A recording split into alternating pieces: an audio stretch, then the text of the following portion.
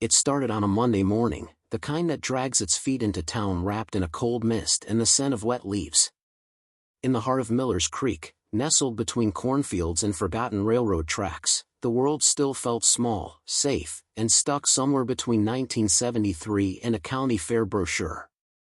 At the local radio station, WZBB 89.3, affectionately known as The Buzz, Hal Thompson flipped through his usual stack of papers with a half-drunk mug of gas station coffee steaming beside him.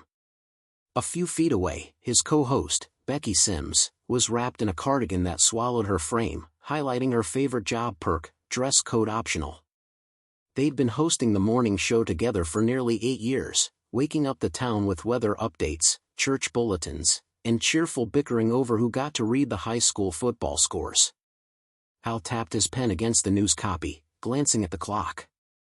"Let's go live in 3, Becky said, tucking a loose strand of hair behind her ear. "And try not to call Mayor Crenshaw Marvin the Mumbler this time." Hal grinned, the corners of his mouth twitching like a kid with a secret. "No promises." At exactly 6 a.m., the red on-air light blinked on. "Good morning, Miller's Creek." Hal's voice rang through radios and kitchen speakers across town. "It's a brisk 48 degrees, so grab your jackets and check on the porch cats. I think they're plotting something." Becky chuckled and jumped in, her voice as familiar to listeners as their own front porches. "Coming up this hour, we've got your road reports, a check-in from Pete out at the grain elevator, and, yes, your lunch menu from Miller's Creek High. Spoiler alert, it's Walking Taco Day. And no one knows what that means," Hal added. "Is the taco doing the walking, or are we walking because of the taco?" The rhythm of their banter was warm and easy, a well-worn routine built on trust, coffee, and years of shared sunrise hours. Outside, the town began to stir, truck engines turned over, back doors creaked open, and porch lights blinked off one by one. And then, Becky's phone rang. She glanced at the screen and frowned. "It's Morgan," she whispered. Her daughter, a sophomore at the community college a few towns over. Hal nodded and kept the show moving, sliding into the lunch menu with the usual blend of sarcasm and charm. But Becky didn't laugh this time.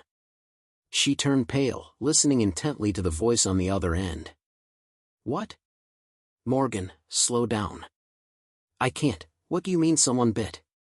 The studio suddenly felt colder. Hal trailed off mid-sentence, watching her. Becky's hand was trembling. Her eyes darted toward the door like she expected it to burst open. Then the call dropped. "Morgan," she whispered. "Morgan?" Hal leaned in, microphone muted. "What happened?" She said someone attacked the teacher. Bit him. And then other people started, screaming. Running. She said they're locking the campus down. And then, nothing. Just dead air. They both sat in silence for a moment, the hum of equipment and a faint static from the emergency scanner the only sounds in the room. Hal reached for the mic, flipped the switch, and cleared his throat. "Folks, we're going to pause the show for a moment. Seems like we're experiencing a little technical hiccup." He clicked over to the music cue and let a pre-recorded bluegrass track roll, then muted the channel again. Becky's phone buzzed again. Then again. And again. Texts. Dozens of them.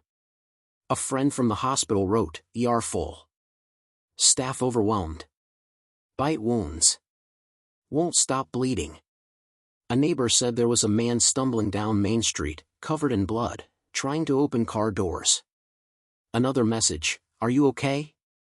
Something's wrong. Something bad." The police scanner crackled to life.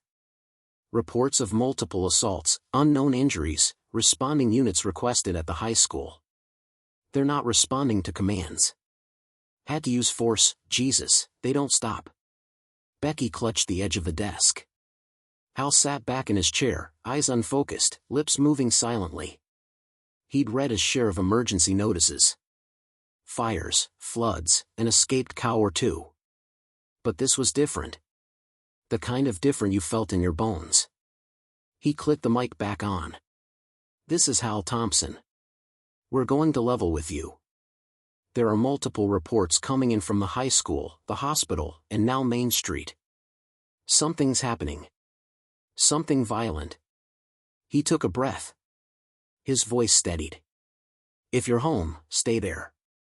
Lock your doors. Do not approach anyone acting strange or aggressive. We don't have all the facts, but we'll share what we know, as we get it. You're not alone out there. We're with you. They stayed on the air. When the phone lines overloaded, they read texts.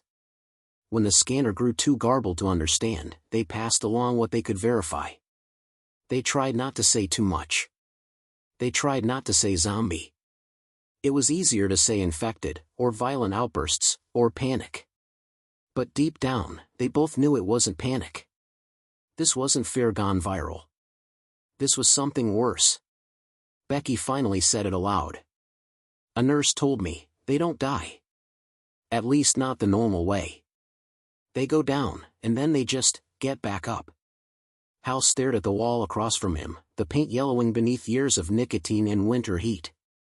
You mean like? She nodded. Like that. They didn't use music anymore. No more cheerful jingles or Ask a Farmer segments. Just updates, quiet reassurances, and the occasional prayer request. One listener asked them to play a hymn. Hal obliged. This one's for Mrs. Daltrey over on Chapel Street, Blessed Assurance. Her late husband's favorite. They let it play in full. Outside, the sirens had stopped. Not because things had calmed down, but because there was no one left to drive them. From the second-story window, they could see smoke rising from the edge of town. A figure staggered down the sidewalk below, barefoot, dragging a bloody leg behind him. Hal clicked off the mic and whispered, "How long can we stay?" "As long as it takes," Becky said. It wasn't long after that when someone started banging on the station's front door. At first, Hal thought maybe it was someone looking for shelter. Someone scared and confused. He moved toward the window to look. The man outside was smeared with blood from jaw to collar. His face twitched like something behind his skin wanted out. His eyes were empty, distant, and yet, hungry. Hal stepped back. Lock the door. Becky was already doing it. They didn't go back on air right away.